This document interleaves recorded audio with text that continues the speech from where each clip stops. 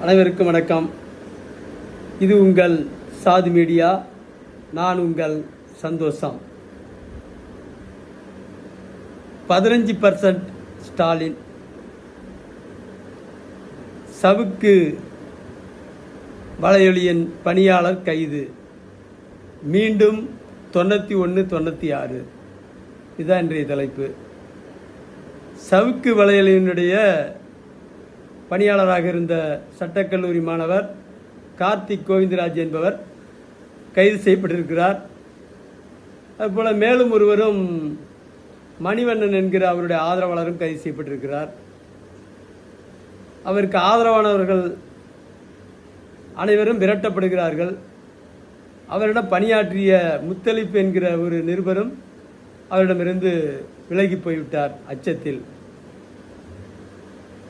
இப்படிப்பட்ட சூழ்நிலையில் இதற்கெல்லாம் என்ன அடிப்படை காரணம்னு பார்த்தோம்னா, உலகின் மிகப்பெரிய ஊழல் நாடு இந்தியா. உலகத்தில் இந்தியாவை நீக்கி உலகம் முழுவதும் இருக்கிற எல்லா நாடுகளின் ஊழலை ஒரு தட்டிலையும் இந்தியாவின் ஊழலை ஒரு தட்டிலையும் வச்சா நம்ம கோவி சரளா மொழியில் டர்ன்னு கீழே இறங்கும் இந்தியாவுடைய ஊழல். அவ்வளவு மோசமான ஊழல் இந்தியாவில். கிட்டத்தட்ட ஆண்டு பட்ஜெட், மத்திய அரசின் பட்ஜெட் மட்டும் சுமார் 40 லட்சம் கோடி. அத்தனையும் ஊழல். போடுற திட்டம் அத்தனையும் ஊழல். கடந்த 10 ஆண்டுகளில் மோடி அரசு கோடீஸ்வரர்களுக்கு 11 லட்சம் கோடி, கார்ப்பரேட் நிறுவனங்களுக்கு 16 லட்சம் கோடி கடன் தள்ளுபடி செய்திருக்கிறது. ஆனால் மாணவர் கடன் வெறும் 11,000 கோடி தான். அதை தள்ளுபடி செய்ய மறுத்துவிட்டது. இப்படி போடுகிற திட்டங்களும் அத்தனையும் ஊழல். எந்த திட்டமும் மக்களிடம் போய் சேரவில்லை. அதுலேயும் இந்தியா உலகத்திலேயே மிகப்பெரிய ஊழல் நாடு. அதாவது உலக நாடுகள் அனைத்தையும் பின்னுக்கு தள்ளுகிற அளவிற்கு மொத்த ஊழலும் இந்தியாவின் ஊழலையும் ஒப்பிட்டா இந்தியா தான் மிகப்பெரிய ஊழல் என்றால், இதில் இந்தியாவிலேயே மிக மோசமான ஒரு ஊழல் மாநிலம், ஊழலின் தந்தை என்றால் அது தமிழ்நாடு தான். அதுலேயும் இந்த ஊழலை துவக்கி வச்சதே திமுக தான். பின்னால் அப்போதே சர்க்காரிய கமிஷன் சொல்லியிருக்கிறது விஞ்ஞான ஊழல் என்று. வீராண ஊழல் கேள்விப்பட்டிருப்பீங்க, மிகப்பெரிய ஊழல். அது அவர் சொன்னதில் விஞ்ஞான ஊழல்னு சொன்னார். வெளியில் தெரியாமல் ஊழல் பண்ணுறது. அதற்கு பிறகு 91-96 ஆட்சி செய்த புரட்சி தலைவி அம்மா அவர்கள் அதிரி புதிரியாக ஊழல் செய்தவர். சுமார் 5000 ஏக்கர் நிலங்களை பறித்தவர், மலைகளை வாங்கியவர், 7 கிலோவிற்கு மேல் தங்கத்தை சேமித்தார், 450 கிலோவிற்கு வெள்ளி நகைகளை வாங்கி குவித்தார், வெள்ளிகளை. அதற்கு மேலும் வைரம், வைடூரியம் என்று வாங்கி குவித்தவர். ஊழலின் உச்சம் தொட்ட ஒரு பெண்மணி புரட்சி தலைவி அம்மா. அவருடைய ஆட்சி காலத்தில் ஊழலுக்கு எதிராக அன்னைக்கு பேசுனது நக்கீரன். ரொம்ப தீவிரமாக பேசினாங்க. நக்கீரன், தராசு ரெண்டுமே. நக்கீரன் ரொம்ப தீவிரமாக பேசவும் நக்கீரன் பட்ட பாட்டுக்கு அளவே இல்லை. அவருக்காக நக்கீரன் பத்திரிகையை அச்சிட்டு வெளியிட்ட அச்சகர் தாக்கப்பட்டார். அது ஏதோ ஒன்று நடந்தது, கொஞ்சம் நினைவில்லை. அதுபோல் தராசு அலுவலகம் தாக்கப்பட்டது, சிலர் கொல்லப்பட்டார்கள். அதுபோல் வழக்கறிஞர் சண்முக சுந்தரம் தாக்கப்பட்டார். ஆட்சி மிக உக்கிரமாக இருந்தது. தனக்கு எதிராக யாரும் பேசக்கூடாது என்கிற அளவிற்கு வாய்ப்பூட்டு சட்டங்களை நிறைவேற்றியவர் புரட்சி தலைவி. அதுக்கு பிறகு இன்னைக்கு பார்த்தா ஸ்டாலின் தான். ஸ்டாலின், ஜெயலலிதா ஒரு பங்குன்னா ஸ்டாலின் அவரை விட 15 பங்கு மோசமான ஆட்சி என்று சொல்லலாம். மீண்டும் 91-96 தமிழ்நாட்டில் நடக்குது என்று சொல்லலாம். அன்றைக்கு ஜெயலலிதாவின் ஆட்சிக்கு ரஜினிகாந்த் முடிவு கட்டினார். இன்றைக்கு யார் கட்டுவார்கள் என்பது இன்னும் ஒரு 1.5 ஆண்டுகளில் 2 ஆண்டுகளில் தெரிந்து கொள்ள முடியும். இந்த ஜூன் 4க்கு பிறகு ஒரு கால் மீண்டும் பிரதமர் மோடி பிரதமரானால் திமுகவிற்கு முடிவுரை எழுதுவார் என்று நாம் உறுதியாக நம்பலாம். அதற்கு முன் தமிழ்நாட்டில் இன்றைய சூழலில் பார்த்தோமானால் ஊழலுக்கு எதிராக பேசுவதற்கு ஆளே இல்லை. ஒரு காலத்தில் எம்ஜிஆர் ஆட்சியில் கலைஞர் சொல்வார், எம்ஜிஆரை ஒரு ஊழல் பெருவழியாகவே முழுமையாக அறிமுகப்படுத்தியவர் கலைஞர். அதுபோல் டிஆர் கூட பாடல் எல்லாம் எழுதினார், லஞ்சம் லஞ்சம் கோடிக்கணக்கில் லஞ்சம் என்று. இப்படிப்பட்ட சூழ்நிலையில் இன்றைக்கு தமிழ்நாட்டில் மக்களின் முகமாக ஊழலுக்கு எதிராக பேசுகிற மிகச்சிறந்த முன்னோடி என்றால் அது சவுக்கு சங்கர் தான். அதற்கு அடுத்த நிலையில் தமிழா பாண்டியன் இருக்கிறார். அறப்போர் இயக்கம் மிக சிறப்பாக செயல்படுகிறது. இந்த 3 பேரும் இந்த மண்ணின் மிக முக்கியமான மனிதர்கள். இதில் சவுக்கு சங்கர், தமிழா பாண்டியன் போன்றவர்களின் ஊழலுக்கு எதிரான பேச்சு என்பது மிக அபூர்வமானது, ஆற்றல் மிக்கது. ஆனாலும் அவர்களோடு நாம் எல்லா வகையிலும் ஒத்துப்போவது இல்லை. ஏனென்றால் தமிழா பாண்டியனை எடுத்துக்கொண்டால் ஒரு பக்கம் ஈழத்துக்கு ஆதரவாக பேசுவார், இன்னொரு பக்கம் துரோகிகளோடு கைகோர்த்து கொள்வார். அது அவருடைய பாணி. அது நமக்கு தேவையில்லை. அவர் ஊழலுக்கு எதிராக அவர் பேசுகிற பேச்சு என்பது இந்த மண்ணின் மிக முக்கிய தேவை. அதுபோல் சவுக்கு சங்கர், ஊழலுக்கு எதிராக பேசுகிற சவுக்கு சங்கர் இன்னொரு ஊழல் கட்சியான அதிமுகவோடு கூட்டணி அமைப்பது அது எப்படி என்று நமக்கு தெரியலை. இன்னும் பல விவகாரங்களில் நம்ம சவுக்கு சங்கரோடு ஒத்துப்போவதில்லை. விழுப்புரம் மாணவி கொலை, அதில் அவருடைய நிலைப்பாடு. ஆனால் நாம் அனைவரோடும் ஒத்துப்போவது இந்த ஊழல் பிரச்சனை பேசுகிற யாராக இருந்தாலும் அவர்களோடு கைகோர்த்து நிற்க வேண்டும் என்கிற எண்ணத்தில் தான். ஊழலுக்கு எதிராக பேசினால் ஸ்டாலினுக்கு வருகிற கோபம் அளவே இல்லை. நமக்கு எதிராக ஊழலுக்கு எதிராக பேசுவதா, ஊழல் பிரச்சனை கிளப்புவதா? அடக்கிய தீர்வோம், அழித்தே தீர்வோம். ஸ்டாலினை பொறுத்த வரைக்கும் அவர் கலைஞரின் வாரிசு என்று சொல்வதை விட ஜெயலலிதாவின் வாரிசு என்று தான் சொல்ல வேண்டும். இந்த ஆக்ரோஷமான அசிங்கமான நடவடிக்கைகளை செய்வது ஜெயலலிதா மட்டும்தான். அதை அப்படியே இன்றைக்கு ஸ்டாலின் செய்து கொண்டிருக்கிறார். எடப்பாடியை கூட கலைஞரின் வாரிசு என்று சொல்லலாம். அப்படி நரித்தனமாக செயல்படுவது. 2.5 லட்சம் மக்கள் படுகொலையில் யோக்கியர் போலவே கடைசி வரை நாடகம் ஆடியது கலைஞர். அதுபோல எடப்பாடியாரும் தூத்துக்குடியில் ஸ்டெர்லைட் போராட்டத்தில் 13 பேர் சுட்டுக் கொல்லப்பட்ட போது எனக்கு டிவியை பார்த்து தான் தெரிந்து கொண்டேன் என்று சொன்ன ஒரு செய்தியும் உண்டு. அது பின்னால் அது முகத்திரை கிழிந்தது. இல்லை, நாங்கள் அவ்வப்பொழுது அவருக்கு தகவல் தந்து கொண்டே இருந்தோம் என்று. ஆகவே நயவஞ்சகமான வேலையை காட்டுவது இந்த கலைஞர், எடப்பாடி. இது ஒரு வகைரா. அயோக்கியத்தனத்தை கொஞ்சம் கூட வெட்கமில்லாமல் செய்வது ஜெயலலிதா, ஸ்டாலின். ஒரு மந்திரி செந்தில் பாலாஜி ஊழல் வழக்கில் கைது செய்யப்படுகிறார். அவரை பதவியிலிருந்து நீக்குவதற்கு இவருக்கு மனம் வரலை, கொஞ்சம் வெட்கப்படலை. நாட்டு மக்கள் காரி துப்புவானே, இவ்வளோ ஊழல் பண்ணியிருக்க, ஏன் ஊழல் பண்ணலன்னு சொல்கிறீங்களா? செந்தில் பாலாஜி ஊழல் பண்ணலையா? அவர் மீதான குற்றச்சாட்டு தவறானதா? அடுத்தது அந்த பொன்முடின்னு ஒருத்தர் தண்டனைக்குள்ளாகிறாரு. அடித்தது 1 லட்சம் கோடி, வழக்கு 1.25 கோடி. தண்டனை கிடைச்சோன்னு நீதிமன்றத்தில் போய் கதறாரு. தண்டனை கிடைச்சோன்னு பதவி போயிடுச்சு. மேலே போய் கதறாரு, எங்களுக்கு வயசாகிடுச்சு, எங்களுக்கு ஜெயிலுக்கு போடாதீங்க, இந்த வயதில் எங்களால் மந்திரி பதவி மட்டும்தான் அனுபவிக்க முடியும், வேலை பார்க்க முடியும், ஜெயிலெலாம் எங்களால் இருக்க முடியாதுன்னு சொல்லி கதறினார். அதுக்கப்புறம் அந்த தீர்ப்பை தள்ளி வச்சாங்க. தீர்ப்பை தள்ளி வச்சதுக்கப்புறம் 1 மணி நேரம் கூட காத்துக்கிட்டு இருக்க முடியல ஸ்டாலினால். உடனே மந்திரி ஆக்கணும். எப்படி? 1 மணி நேரம் அவரால் காத்துக்கிட்டு இருக்க முடியல. கொஞ்சம் வெட்கம் இல்லாத ஒரு முதலமைச்சர் ஜெயலலிதாவை போல. எவ்வளவு ஊழல் வழக்கு போட்டாலும் சரிதான், ஜெயிலுக்கு போயிட்டு ஜாமீன் கிடைச்ச மறுநாடியே முதலமைச்சராக பதவி ஏற்றுருவார் ஜெயலலிதா. கூச்சப்பட மாட்டார். இம்மா ஊழல் வழக்கு நம்ம மேலே போட்டிருக்காங்களே, நம்ம நாட்டையே கொள்ளையடிச்சிட்டு இருக்கமே சூறையாடணுமேனு வெட்கப்பட்டதே இல்லை. அது மாதிரி ஸ்டாலின் ஆட்சியில் எவ்வளோ ஊழல் நடந்தாலும் கொஞ்சம் கூட கூச்ச நாச்சமே இல்லை. ஒரு நல்ல உதவியாளரை வச்சிருக்க முடியல வீட்டில், அத்தனையும் ஊழல். உலகத்திலேயே மிக மோசமான ஒரு ஊழல் கம்பெனினா அந்த திமுக கம்பெனி தான்.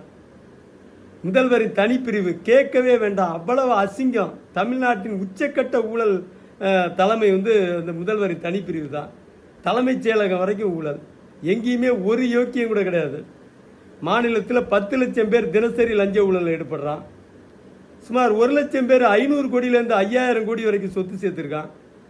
இதெல்லாம் கட்டுப்படுத்துறதுக்கு திராணி இல்லாத ஸ்டாலின் ஊழலுக்கு எதிராக பேசினாலே பாய்ச்சல் காட்டுவதா? என்ன சவுக்கு சங்கர் மேலே பாஞ்சிட்டா நீங்கள் ஜெயிச்சிருவீங்களா? ஏற்கனவே ஜெயலலிதா ஆடின ஆட்டத்துக்கு கடைசியில் பட்ட பாடு தெரியும். கடவுள்னு ஒருத்தன் இருக்கான், நிச்சயமாக நீங்கள் தப்பிக்க முடியாது. தீர்ப்பை நீங்கள் மாற்றி எழுதலாம், தீர்ப்பை நீங்கள் எங்கே வேணாலும் ஒத்தி வைக்கலாம். ஆனால் இறுதி தீர்ப்பை எழுதுறதுக்கு கடவுள் வந்துடுவார். கடவுள் நம்பிக்கை இல்லாதவன் நீங்கள். நானும் உங்களோட சேர்ந்து ரொம்ப காலம் கடவுள் நம்பிக்கை இல்லாதவன் தான். 30 வயசுக்கு மேலே தான் கடவுள் நம்பிக்கைக்கு வந்தேன். 12 வயசில் கடவுள் மறுப்புக்கு வந்தேன்னா. அது மாதிரி 15% ஊழல்னு சொன்னேன். அது என்ன 15% ஊழல்? கர்நாடகத்தில் பேசின மோடி அவர்கள் காங்கிரஸ் ஆட்சியில் இதில் சட்டமன்ற தேர்தலின் போது காங்கிரஸ் ஆட்சியில் 15% 85% ஊழல் நடந்துச்சு, 15% தான் மக்கள்கிட்ட போய் சேர்ந்துச்சின்னு சொன்னார். அது ஒரு தெய்வ வாக்காக தான் பார்க்குறேன். ஏன்னா உளவுத்துறைகள்லாம் அவர்கிட்ட ஒன்றும் அவ்வளோ லாயக்கான உளவுத்துறை இருக்கிற மாதிரி தெரியல. இந்தியாவில் நடக்கிற ஊழல் எதுவுமே தெரியாமல் தான் அவர் உட்கார்ந்துருக்காரு. அது மாதிரி அது ஒரு தெய்வ வாக்காக தான் நான் நினைக்கிறேன். நான் கிட்டத்தட்ட ஒரு 15 வருஷமாக எழுதிட்டு இருக்கேன் 80லேருந்து 90% ஊழல்னு. அது அவர் துல்லியமாக 15% 85% ஊழல்னு சொன்னார். இப்போ தமிழ்நாட்டில் நடக்கிற ஊழலும் அதே 85% ஊழல் தான். அத்தனை திட்டமும் தோல்வி. நகைக்கடன் தள்ளுபடி 40,000 கோடிக்கு நகைக்கடன் தள்ளுபடி பண்ணுறாரு. ஒரு 5000 கோடி வருமா கல்வி கடன், அதை தள்ளுபடி பண்ண தயாராக இல்லை. எந்த திட்டத்தை போட்டால் திருடலாங்கிறதுலே திமுக ரொம்ப உறுதியாக இருக்குது. 40,000 கோடிக்கு அவன் தள்ளுபடி பண்ணானா 30,000 கோடி 35,000 கோடி இவங்களே சுருட்டிடுவான். அது மாதிரி ஒரு கூட்டுறவு வங்கியில் மட்டும் 500 போலி நகை அட்டையை வச்சு பணம் வாங்கியிருக்கான். ஒரு நகைக்கு 1.5 லட்சம்னு வச்சுட்டா கூட எங்கேயோ போய் நிற்குது. 7,500 கோடி கிட்டத்தட்ட வரும்னு நினைக்கிறேன். அவ்வளோ தொகையை அடிச்சிருக்கான் ஒரு பேங்கில் மட்டும். தமிழ்நாடு முழுக்க இருக்கிற வங்கிகள் நிலைமை என்ன? இதை யார் சாப்பிட்டதுன்னா அங்கே இருக்கிற செக்ரட்டரி, கட்சிக்காரன் கொஞ்சத்தை சாப்பிட்ருப்பான். கட்சிக்காரன் நிறையா கொடுக்க மாட்டாலும் 5% கட்சிக்காரன் கொடுத்தா 95% அவனுங்களே சாப்பிட்ருவான். இதுதான் ஊழல். தமிழ்நாட்டினுடைய ஊழலில் மொத்த ஊழலில் இந்த அரசியல்வாதிகள் சம்பாதிக்கிறது 5% தான். 95% ஊழலுக்கு அதுக்காக துணைக்கு நிற்கிறாங்க திருடுறதுக்கு. அதே மாதிரி இந்த கல்வி கடனை ஒரு 5000 கோடி வருமா, அதை தள்ளுபடி பண்ணால் நமக்கு என்ன லாபம்? மாணவர்கள் பயனடைஞ்சிருவான், நமக்கு ஒன்றும் கிடைக்காது. நகைக்கடன்னா 40,000 கோடியில் எப்படி 30-35,000 கோடி ஆட்டோ போட்டுடலாம், சுருட்டி பங்கு பிரிச்சிடலாம். எல்லாம் திட்டம் போட்டே திருடுற கூட்டம் திருடிக்கொண்டே இருக்குது. ஆனால் இங்கே சட்டமே செயல்பாட்டில் இல்லை, வலுவான சட்டமும் இல்லை. ஒருத்தன் குற்றம் பண்ணால் அவன் வாழ்நாளில் தண்டனையை அனுபவிக்க வேண்டிய அவசியம் இருக்காது. ஹைகோர்ட்டு தீர்ப்பு வரவே 20 வருஷம் 25 வருஷம் ஆயிடும். அதுக்கு மேலே சுப்ரீம் கோர்ட்டுக்கு போயிட்டாலும் செத்ததுக்கப்புறம் வழக்கை தள்ளுபடி பண்ணிடுவான். இதுதான் இது வரைக்கும் நடைமுறையில் இருக்குது. யாரும் தண்டனைக்குள்ளாகிறதே கிடையாது. இப்படிப்பட்ட சூழ்நிலையில் எதிர்க்கட்சிகள் பேசுகிறதே இல்லை ஊழலை பற்றி. எடப்பாடி பேசுவாரா ஊழலை பற்றி? எதிர்க்கட்சி அமைச்சர்கள் ஊழலை பற்றி பேசுவார்களா? அவன் எல்லாம் ஒன்றா இருக்கான். நீயும் திருடன் நானும் திருடன், நீ அடித்தது நீ உனக்கு, நான் அடித்தது எனக்குன்னு நினைக்கிறான். இப்படிப்பட்ட சூழ்நிலையில் தான் சவுக்கு தமிழ்நாட்டிற்கு கிடைத்த ஒரு பெரிய வாய்ப்பு. ஊழலுக்கு எதிராக பேசுறதில்ல. ஊழல் இந்த நாட்டின் மிகப்பெரிய வியாதி. உலக வல்லரசுங்கிறான் இந்தியா. ஒரு காலமும் இந்தியா வல்லரசு ஆகாது. காரணம் ஊழலை 40 லட்சம் கோடி வசூல் பண்ணுறது அவன் வல்லரசுங்கிறான். 40 லட்சம் கோடியும் ஊழல். ஒரு 5 லட்சம் கோடி கூட மக்களுக்கு போய் சேருமான்னு தெரியல. அத்தனையும் ஊழல். இவன் எப்படி வல்லரசு ஆயிடுவான்? நான் 1,140 கோடி மக்களின் வரி பணத்தை 2 கோடி இந்தியா முழுக்க இருக்கிற 2 கோடி அரசு ஊழியர்கள் திருடுறான். அவன் உலக கோடீஸ்வரனா ஆகிட்டு இருக்கான். பெரும் கொடிகளில் 5,000 கோடி 10,000 கோடி 50,000 கோடி சம்பாரிச்சவங்களாம் அதிகாரிகளில் இருக்கான். இதை இந்த தமிழா பாண்டியன் ரொம்ப தெளிவாக பேசுவார். அவர்கிட்ட நம்ம பிடிச்ச விஷயமே அது. அவர் சொல்கிறது எல்லாம் உண்மை. தெரியாதவங்க ஆச்சரியமாக பார்ப்பாங்க. 20,000 கோடி அவர் போலீஸ் அதிகாரி பிடிச்சி பாரு. யாராவது ஒரு 4 பேரை, ஒரு தாசில்தார் 1000 கோடிக்கு பிடிச்ச சம்பாரிச்சான். நீங்கள் யாராவது அடுத்த ஒரு 10 தாசில்தாரை பிடிச்சி விசாரிச்சிங்களா? ஒரு தாசில்தார் 1000 கோடிக்கு சம்பாரிச்சான் பெங்களூரில், சொத்து சேர்த்துருந்தான். அது மாதிரி இங்கே ஒரு கூட்டுறவு வங்கியினுடைய செக்ரட்டரி வேலூரில் 500 கோடிக்கு சொத்து சேர்த்துருந்தா. தமிழ்நாடு முழுக்க எத்தனை செக்ரட்டரி நீங்கள் விசாரணை நடத்துனீங்க? தமிழ்நாட்டில் மட்டும் 500 கோடியிலேருந்து 5,000 கோடி வரைக்கும் பொருள் ஈட்டினவன் சுமார் 1,00,000 பேர் இருக்கான். விசாரணைக்கு தயாரா? ஒரு விவோவை பிடிச்சா கூட ஒரு 200 கோடி ரூபா தேரும். விவோ 12,500 ஊராட்சிகள் இருக்குது. அதில் இந்த இரட்டை ஊராட்சிகள்லாம் இருக்குது. ஒரு ஊராட்சிக்கு 2 விவோலாம் கூட இருக்காங்க. ஒரு 13,000 பேர்னு வச்சுக்கிட்டா கூட இந்த 13,000 பேர் பிடிச்சி விசாரித்தாலே ஒரு ஆளுக்கு 200 கோடி 300 கோடி தேரும். கடைநிலையில் இந்த ஜெயலலிதா அம்மையார் ஒரு பணித்தள பொறுப்பாளர்னு போட்டாங்க.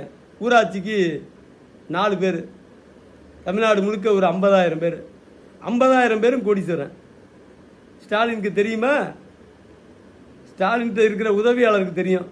ஆனால் புகார் அனுப்புனா எடுக்க மாட்டான். அவன் திருட்டு பயல்களில் 1ஆம் நம்பர் பய திமுகங்கிறேன். நான் அது கட்சியில் 30 வருஷம் இருந்தவன்.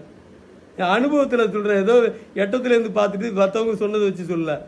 அவன் வீட்டுக்கும் அறிவாலயத்துக்கும் அலைஞ்சு ஒரு அலுவலகமாக ஏறி இறங்கி அந்த அனுபவத்தில் சொல்கிறேன். உண்மையை தெரிஞ்சுக்கிட்டு 15 வருஷமாக எனக்கு 30-35 வருஷமாகவே தெரியும் நாட்டில் நடக்கிற ஊழல். ஆனால் 15 வருஷத்துக்கு மேலே தொடர்ந்து முயற்சி எடுத்தாலும் ஊழலுக்கு எதிரான எந்த வாய்ப்பும் இல்லை. ஜெயலலிதா அம்மையார் பத்திரிகைகளுக்கு எதிராக அடக்குமுறைகளை கட்டவிழ்த்து விட்டார். ஸ்டாலினோ அந்த பத்திரிகைகளை எல்லாம் விலக்கி வாங்கி அவர்களுக்கு மாத சம்பளம் கொடுத்து தனக்கு சாதகமாக மாற்றிக்கொண்டு விட்டார். எதிர்க்கட்சியில் இருக்கிற எடப்பாடி உள்ளிட்ட சீமான் உள்ளிட்டோர் ஊழலுக்கு எதிராக பேச மாட்டார்கள். காரணம் என்னவென்று ஒன்றும் புரியல. எடப்பாடி பேசுகிறேன்னா அவரும் ஊழல்வாதி, திமுகவும் ஊழல். நீ 2 பேரும் ஒன்று தானேன்ட்டு அவன் பேசாமல் இருக்கான். இப்படிப்பட்ட சூழ்நிலையில் சவுக்கு சங்கர், தமிழா பாண்டியன், அறப்போர் இயக்கம் என மிக கடுமையாக இந்த மண்ணுக்காக இந்த மக்களுக்காக நாட்டில் நடக்கிற ஊழலை பேசிக்கிட்டு இருக்காங்க. நானும் கூட ஊழலுக்கு எதிராக தான் பேசுகிறேன். அவங்க பேசுவாங்க ஒரு தனிநபர் ஊழலை பற்றி. என்னை பொறுத்த வரைக்கும் இந்த நாடே ஊழல், மொத்தமும் ஊழல். அரசு ஊழியரில் ஒரு யோக்கியம் கூட கிடையாது. அத்தனை பயனும் திருடன். அதான் அந்த பணித்தள பொறுப்பாளரே கோடீஸ்வரன். தமிழ்நாடு முழுக்க இருக்கிற மக்களுக்கு தெரியும். ஊராட்சி எழுத்தர்கள் இருக்காங்க. அவங்களும் ஒரு 50 கோடி 100 கோடிக்கு சொத்து சேர்த்துட்டதா சொல்கிறாங்க, பரவலாக பேசுகிறாங்க. இது கிராமப்புறங்களில் இருக்கிற மக்கள் அத்தனை பேருக்கு தெரியும். இதில் ஒரே ஒரு வீணா போன கோஷ்டி இருக்குது. இந்த கருணாநிதி போட்ட ஒற்றை கையெழுத்தில் நாசமாக போன குடும்பம் ஒரு 13,000 குடும்பம் இருக்குது. மக்கள் நலப்பணியாளர்கள். இன்னைக்கு பிச்சைக்கார பயலோ நாட்டில்னா அவன் தான் 13,000 குடியை கெடுத்துட்டான். திமுகங்கிறேன், எல்லாம் திமுகங்கிறேன். அதில் வேலை பார்க்குறவன் முழுக்க திமுகங்கிறேன். நான் என்னையும் சேர்த்து தான் 13,000 குடும்பத்தை நடுத்தருவில் நிப்பாட்டிட்டான். 5,000 ரூபா 7,500 ரூபா சம்பளம். 7,500 ரூபா சம்பளம். அதையும் அவனால் வாங்க முடியல. 35 வருஷமாக நாசம் பண்ணிட்டான். ஜெயலலிதாட்ட கொஞ்சமாவது தண்ணியை வாங்கி குடிக்கணும். ஒரு குவளையில் ஒரு சொம்பில் வாங்கி குடிக்கணும். ஒரு குவளை பச்சை தண்ணி இல்லை வெந்நீர் எதையாச்சும் வாங்கி குடிச்சிங்கன்னா ஸ்டாலின் உங்களுக்கு கொஞ்சம் சொரணை வரும். நாட்டில் என்ன நடக்குதுன்னு தெரியும். அது எப்படா பணித்தள பொறுப்பாளர் கோடீஸ்வரனானா? நம்ம 35 வருஷத்துக்கு முன்னாடி போட்ட மக்கள் பணியாளர் 2,000 பேர் தானாக செத்தான், தூக்கு போட்டு செத்தான். பல பேர் நாசமாகி கிடக்குறானுங்கிற சொரணை அப்பயாவது வரும். அதனால் வாங்கி குடிச்சிருக்கணும். குடிக்கலை. இதுக்கு மேலே வேற யார்ட்டையா வாங்கி கொடுங்க. சவுக்கு மேலே உங்களுக்கு என்ன அவ்வளோ ஆவேசம்? ஊழலுக்கு எதிராக பேசுறது பஞ்சமா பாதகமா? ஒரு நாசம் பண்ணிடுவீங்களா? ஊழலுக்கு எதிராக பேசுனா என்ன வேணாலும் பண்ணுவீங்களா? ஜெயலலிதா ஆடின ஆட்டம் கொஞ்சம் நஞ்சம் இல்லை. அவ்வளோ மாதிரி இங்கே ஆட்டம் போட்டவங்களே கிடையாது. அந்த ஆட்டத்தை நீங்கள் ஆரம்பிச்சிருக்கீங்க. நீங்கள் கலைஞருடைய வாரிசு இல்லவே இல்லை. அவர் சொத்துக்கு வாரிசு, அவர் குடும்பத்து வாரிசு. ஏன்னா அவர் குடும்ப கட்சி திமுக. அந்த குடும்ப கட்சியினுடைய வாரிசுங்கிற அடிப்படையில் நீங்கள் அது கட்சிக்கு தலைவர். ஆனால் அவர்கிட்ட கொஞ்சம் நல்ல பண்புலாம் இருக்கும். கொஞ்சம் நியாயத்துக்கு கட்டுப்படுற மாதிரி நாடகம் ஆடவாது செய்வார். இந்த பொறுக்கி ஜெயலலிதா மாதிரி நீங்கள் செயல்படுறீங்க. சவுக்கு சங்கருக்கு எதிரான உங்களுடைய நடவடிக்கைங்கிறது கிட்டத்தட்ட அப்படி தான். இது ஒன்றும் நிரந்தர பதவியில் நிரந்தர முதலமைச்சர்னு ஆடிக்கிட்டு இருந்தா அந்த பொம்பளை ஜெயலலிதா. அவரோட ஆட்டம் ஒரு காலம் அடங்குச்சு. ரஜினி வந்தார். உங்களுக்கு எதிராக யார் வராங்கன்னு பார்ப்போம். இன்னும் அந்த ஜூன் 4க்கு பிறகு தெரியும். மோடி மட்டும் வந்தார், திரும்ப முழு நாசம்தான். நான் நம்புகிறேன். அதுக்காக நான் மோடி ஆதரவாளர் நினச்சிருந்தேன். சங்கி இவன் மோடி ஆதரவாளர். மோடிக்கெல்லாம் ஓட்டு போடுற அளவுக்கு கேவலமானவன் இல்லை இந்த தமிழன். காங்கிரஸும் பாஜகவும் இந்த இனத்தின் பகை.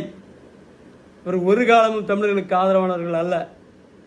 திமுகவும் அதிமுகவும் ஊழல் சக்தி, பெரும் ஊழல் சக்தி. இந்த நாட்டையே நாசமாக்கி கொண்டிருக்கிற பெரும் ஊழல் சக்தி.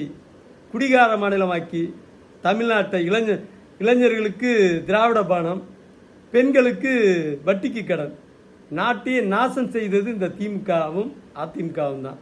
அதுலேயும் முன்னோடி இந்த திமுக. மகளிர் குழுங்கிற பேரில் ஆரம்பித்து வட்டிக்கு பணம் வாங்குகிற பழக்கத்தை உருவாக்கி இந்த நாட்டை நாசமாக்கியது திமுக தான். கடன்பட்டா நெஞ்சம் போல்னு அன்னைக்கு கம்பன் எழுதுனா. அதை இன்னைக்கு தமிழ்நாட்டு மக்கள் அனுபவிச்சுட்டு இருக்காங்க. குடியினால் பல குடும்பங்கள் மொத்தமாக அழிஞ்சிக்கிட்டு இருக்குது.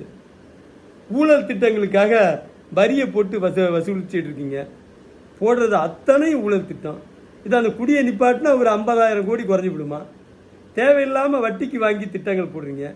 அதுக்கு 70,000 கோடி ஆண்டுக்கு வட்டி கட்டுறீங்க. வட்டி மட்டுமே 70,000 கோடி. இந்த எந்த திட்டம் போய் சேர்ந்துச்சு? ரேஷன் அரிசி பாதிக்கு பாதி ஊழல், சத்துணவு திட்டம் முழு மோசடி திட்டம், முழு ஊழல். 2 லட்சம் பேருக்கு தெண்டமாக சம்பளம் கொடுக்குறீங்க. பள்ளிக்கூடத்தில் சேர்க்கவே பிள்ளைங்களை தயாராக இல்லை. அரசு பள்ளிக்கூடத்தில் சேர்க்க நீங்கள் சத்துணவு திட்டம் எதுக்கு? இந்த சத்துணவு திட்டம், சத்துணவில் படிக்கிற பசங்கள்லாம் யார்? அவங்களுடைய பெற்றோர்கள்லாம் 30லேருந்து 50 வயசு 40 வயசுக்குள்ளார உள்ளவன் இளைஞர்கள். அவனால் அவன் பிள்ளைங்களுக்கு சோறு போட முடியாதா? அந்த காலத்தில் 10 பிள்ளைங்க 8 பிள்ளைங்க இருந்துச்சு. இன்றைக்கி இருக்கிறது 1 பிள்ளை 2 பிள்ளை. அவன் இந்த புழுத்தரிசி சோத்தை சாப்பிட சொல்லுவானா? நீங்கள் போடுறீங்கிறதுக்காக. சவுக்கு மீது வன்மம் கக்குவதை ஸ்டாலின் அரசு நிறுத்திக் கொள்ள வேண்டும். மோடி அரசு வருவார், உங்களை தண்டிப்பார் என்று காட்டியிருப்பதல்ல. ஆனால் கடவுள்னு நிச்சயம் ஒருத்தன் இருக்கான். அதுக்கான தண்டனையை உறுதியாக கொடுத்துருவான். ஆடின ஆட்டம், ஜெயலலிதா ஆடின ஆட்டம் கொஞ்சமா நஞ்சமா? எப்படி அடங்கிச்சு பாருங்க. 75 நாள் கோமா ஸ்டேஜில் இருந்து. அதெல்லாம் கடவுளின் நிந்தனை. அதனால் ஸ்டாலினை எச்சரிக்கிறேன். அவருக்கு புள்ளக்குட்டி இல்லை, அவளுக்கு போய் சேர்ந்துட்டா ஒத்த ஆளா. ஆனால் உங்களுக்கு குடும்பம் இருக்குது. கொலை நாசம் ஆயிரும். இந்த பழி வாங்கிறது, நாட்டு மக்களை நாசமாக்குறது, குடியை இறக்கி நாட்டு மொத்த பேரையும் குடிகாரனாக்குறது, ஊழலில் உச்சம் தொடுறது. நீங்கள் பண்ண ஊழல் கொஞ்சம்னா அவங்க மொத்த அதிகாரியும் பண்ணுற ஊழல் 95% ஊழல் இந்த அரசு ஊழியர்கள். இந்த நாட்டையை நாசமாக்குறது. இந்த வேலைகளை திருத்திக்கொள்ள நீங்கள் திருத்திக்கொள்ள மாட்டீர்கள்.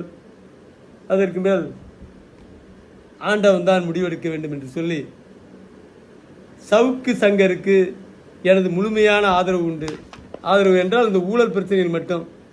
அவர் ஆதரிக்கிற ஊழல் கட்சியான அதிமுகவிற்கு அல்ல. அவர் எடுத்துக்கொள்கிற விழுப்புரம் மாணவி படுகொலைக்கு ஆதரவாக நின்றதற்கு அல்ல. ஈழத்தமிழர் படுகொலைக்கு ஆதரவாக நின்ற சவுக்கின் செயல்பாட்டிற்கு அல்ல. அவருடைய ஊழல் எதிர்ப்பு போருக்கு நான் ஆதரவாக நிற்கிறேன். அதுபோலவே தமிழா பாண்டியன் அவர்களுடைய ஊழல் எதிர்ப்பு முயற்சிக்கு நான் ஆதரவாக நிற்பேன். அதுபோலவே அறப்போர் இயக்கத்தின் ஊழல் எதிர்ப்பு முயற்சிக்கு நான் ஆதரவாக இருப்பேன். தொடர்ந்து ஊழலுக்காக போராடுவேன் என்று சொல்லி விடைபெறுகிறேன். நன்றி, வணக்கம்.